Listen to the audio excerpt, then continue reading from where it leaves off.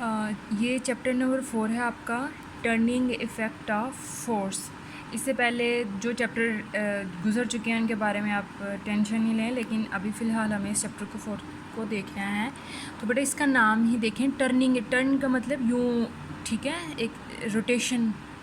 और effect of force को हम लोगों ने रोटेट करके देखना है कि जब वो सर्कल में या रोटेशन में, किसी एंगुलर रोटेशन में आती है तो फिर वो क्या उसका असर है या क्या उसका नाम है, अभी वो कैसे कैसे एक्ट करती है। ठीक है, तो जब फोर्स टर्न ले रही होती है, यूँ रोटेशन पे होती है, तो हम ये फोर्स फिर भी फोर्स नहीं रहती बल्कि ये रोटेशन वाली फ़ोर्स होती है, और इसका एक नया नाम हम रख देते हैं, उसको कहते हैं टॉर्क।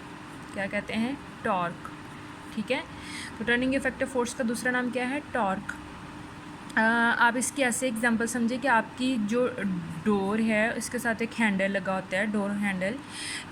तो आप जब इसको रोटेट करते हो, यूँ गोल करके घुमाते हो, फोर्स लगा के यूँ करके इसको इस तरह करते हो, तो आप क्या कहते हो कि आप इसके ऊपर टॉर्क अप्लाई कर रहे हो। ठीक है, तो आप जो टर्निंग इफेक्ट कर रहे हो ना फोर्स का, आप हाथ से फोर्स लगा रहे हो इसके ऊपर, इसको ओपन करने के लिए, तो वो आपका क्या कहलाएगा? टॉर्क। ठीक है, तो ये तो एक जस्ट हम चैप्टर का देख रहे हैं कि हम उसको कैसे समझेंगे, लेकिन इस चैप्टर को स्टार्ट में मैंने आपको जो नोट्स भी प्रोवाइड किए हैं उसमें सबसे पहले जो चीज़ आती है वो पैरेलल फोर्सेस की डेफिनेशन आती है। अब पैरेलल फोर्सेस क्या चीज़ हैं?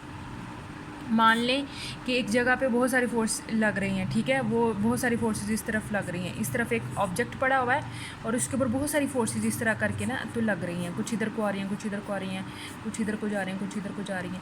तो अब ये देखें कि यहाँ पे पैरेलल फोर्सेस कौन सी हैं। यहाँ पे आपने अब ये देखना है, ये सारी एक साइज़ की हैं या एक डायरेक्शन में जा रही हैं, ये दोनों एक डायरेक्शन में जा रही हैं, ये और ये एक साइज़ की हैं, और ये जो दोनों हैं वो एक जैसी हैं। तो जो फोर्सेस आपको एक जैसी नज़र आती हैं, एक साथ चल रही हैं, एक ही डायरेक्शन में जा रही हैं, उनका लाइन ऑफ एक्शन सेम है, तो हम क्या कहेंगे कि वो पैरेलल फोर्सेस हैं। तो पैरेलल फोर्सेस की जो मैंने आपको डेफिनेशन आपके नोट्स पे लिखी हुई है वो क्या है कि parallel forces have their line of action parallel to each other. तो इसके जो टू टाइप्स हैं, ठीक है, तो या तो फोर्सेस एक जैसे एक डायरेक्शन में लग सकती हैं या एक दूसरे के ऑपोजिट लग सकती हैं, तो इनका नाम क्या है? लाइक पैरेलल फोर्सेस और unlike parallel forces.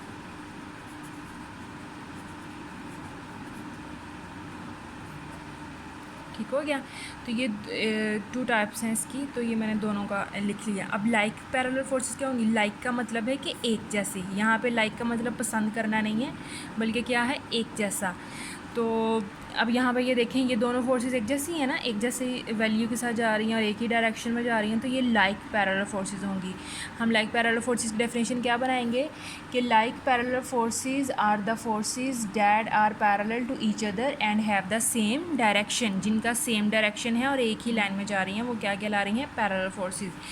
Where as जो अनलाइक पैरेलल फोर्सेस हैं वो इसका बिल्कुल ही ऑपोजिट है।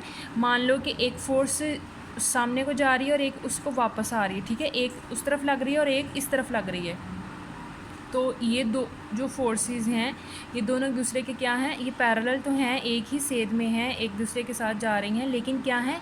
डायरेक्शन में ऑपोजिट हैं। ठीक है, तो ये क्या कहलाएंगी? Unlike parallel forces. तो अनलाइक पैरेलल फोर्सेस की हम लोग सेम डेफिनेशन जैसे हम लोगों ने लाइक पैरेलल फोर्सेस की बनाई थी कि unlike parallel forces that are parallel, जो पैरेलल तो हैं but have opposite direction to each other, लेकिन उनका डायरेक्शन क्या है? एक दूसरे के साथ ऑपोजिट हैं। ठीक है, तो मैंने इसकी एग्जांपल भी आपको शायद उस नोट्स के ऊपर शो किया होगा कि लाइक में क्या था। मान लें कि आपने एक शॉपर पकड़ा हुआ है, ठीक है, उसमें काफ़ी सारे एप्पल्स हैं, तो सारे एप्पल का जो फोर्स है या जो वेट है सब डाउनवर्ड लग रहा है। ठीक है, ऐसा नहीं है कि आपने का जो वज़न है वो शॉपर का वो ऊपर की तरफ उठ जाता है, तो सबका क्या है? नीचे की तरफ झुकाव है सारे एप्पल्स का, तो ये सारी फोर्स किधर को लग रही है? नीचे को, तो ये सारी की सारी लाइक पैरेलल फोर्सेस होंगी। अगर आपने एक स्ट्रिंग ली हुई है, एक रस्सी ली हुई है और उसके एक सिरे पे आप लोगों ने कोई बॉल बांध दी है या कोई एप्पल आपने बांध दिया और यहाँ पे आप लोगों ने किसी मजबूत सपोर्ट के साथ इसको हैंग किया हुआ है, तो ये देखें आपका ये जो आपने कोई भी बॉल लगाई थी या जो आपने एप्पल लगाया था, इसका जो वेट है वो नीचे की तरफ लग रहा है। वेट एक फ़ोर्स होती है, ठीक है, ये फ़ोर्स एक नीचे को लगा रहा है, और ये जो स्ट्रिंग है, ये जो रस्सी है, इसमें एक खींच सी पैदा हो जाती है, एक टेंशन सी पैदा हो जाती है। ठीक है, जो एक इसके अंदर खींच पैदा होती है उसको टेंशन कहते हैं। तनाव, तो वो जो टेंशन है वो भी एक फ़ोर्स होती है, ठीक है। रस्सी की टेंशन ऊपर की तरफ जा रही है और वेट नीचे की तरफ जा रहा है, तो ये दो फोर्सेस लग रही हैं, एक फ़ोर्स ऊपर की तरफ लग रही है और एक फ़ोर्स नीचे की तरफ लग रही है। दोनों पैरेलल हैं, लेकिन क्या हैं वो हैं जी अनलाइक पैरेलल फोर्सेस, ठीक है। एक ऊपर को जा रही है, एक नीचे को जा रहा है। अगर मैं थोड़ा सा इसको इस तरफ बढ़ाऊँ तो ये इस तरफ बढ़ाऊँ तो ये दोनों पैरेलल ही आएंगे। तो ये चीज़ हो गया लाइक और अनलाइक पैरेलल फोर्सेस। इसके बाद आप लोगों के पास जो सेकंड डेफिनेशन आती है वो क्या है, resultant force. I think resultant का नाम ही मजमुआ है, यानी कि आप एडिशन कर रहे हो, आप सम कर रहे हो काफ़ी सारे फोर्सेस को। तो जहाँ पे अगर कोई एक बॉडी है वहाँ पे काफ़ी सारे फोर्सेस लग रहे हैं, तो मैं सारे फोर्सेस को जब सम कर लूँगी तो वो उसका रिजल्टेंट कहलाएगा। मान लो कि यहाँ पे एक बॉडी है और यहाँ पे इस तरफ एक फ़ोर्स लगी है, किधर को लगी, किधर को लगी, किधर को लगी इसको, तो ये काफ़ी सारी नंबर ऑफ़ फोर्सेस इसके ऊपर एक्ट कर रही हैं। तो नंबर ऑफ़ फोर्सेस का जब हमने नाम रखना होता था हम क्या कहते हैं कि F1 थी, ये F2 थी, ये F3 थी, F4 and so on Fn तक हम लोग ले लेते हैं। काफ़ी सारी फोर्सेस इसके ऊपर एक्ट कर रही हैं। तो हम ओवरऑल जब इसका इफ़ेक्ट देखेंगे हम कहेंगे यहाँ पे बहुत ज़्यादा फोर्स लग रही है। इट्स मीन कि यहाँ पे जो सारी फोर्सेस हैं उनको जब मैं जमा करूँगी तो Fn तक हम इसे लेके जा रहे हैं, और वो सब के सब क्या होगा, रिजल्टेंट फोर्स F। ये हम उसको समीशन F के साथ रिप्रेजेंट करते हैं, समीशन सिग्मा इसको कहते हैं, और ये सम को रिप्रेजेंट करता है। ये एक ग्रीक लेटर है। तो हम इसे रिजल्टेंट को यूँ लिखते हैं ना, हमने इससे पहले भी आप लोगों ने ये चीज़ देखी होगी कि रिजल्टेंट जब हमने किसी चीज़ का लिखना होता है, सम लिखना होता है, तो हम उसको यूँ लिखते हैं, उसके छोटे छोटे पार्टिकल्स को सम करके ग्रेटर जो एक सिंबल होता है उसके साथ रिप्रेजेंट करते हैं। तो यहाँ पे रिजल्टेंट या एडिशन ऑफ फोर्सेस का क्या मतलब है, मान लें कि आपके पास एक फ़ोर्स थी F1 वो इस तरफ जा रही है, ठीक है, और एक फ़ोर्स है F2 वो इस तरफ लग रही है। तो आपने इन दोनों को ना ऐड करना है। आपको ये पता होना चाहिए कि force is a vector quantity, और वेक्टर्स को ऐड करने का और सब्ट्रैक्ट करने का, उनको मल्टीप्लाई करने का मेथड बिल्कुल ही जो है वो डिफरेंट है स्केलर्स के मुकाबले में, ठीक है। तो वेक्टर्स को कैसे ऐड करते हैं, वेक्टर्स को ऐड करने का ये तरीकाकार है। मान लें कि ये पहला वेक्टर है और ये दूसरा वेक्टर है, तो पहले वेक्टर को आप सबसे पहले नीचे रखें, उसको लटाएं। अब जो वेक्टर होता है ये इसका टेल होता है और ये इसका हेड होता है। आपने पहले वेक्टर F1 को लटा लिया, ठीक है। अब जो दूसरा वेक्टर है ये वाला F2, आप उसको उठा के लाएं, और ये जो पहले वाला वेक्टर लेटा हुआ है ना उसके हेड के ऊपर उसका अगले का टेल आना चाहिए, लाइक दिस, कि आप F2 को इधर रख दें, ठीक है। ये देखें उसका जो F2 का जो टेल है वो पहले वाले के हेड के साथ कोइंसाइड कर रहा है। फिर आप लोगों ने एक थर्ड वेक्टर खुद से लेके आना है।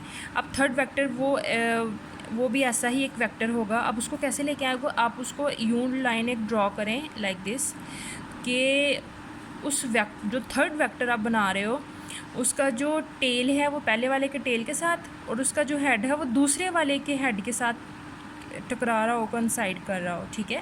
तो फिर हम कहेंगे कि ये जो है इन दोनों का मजमुआ है, रिजल्टेंट है।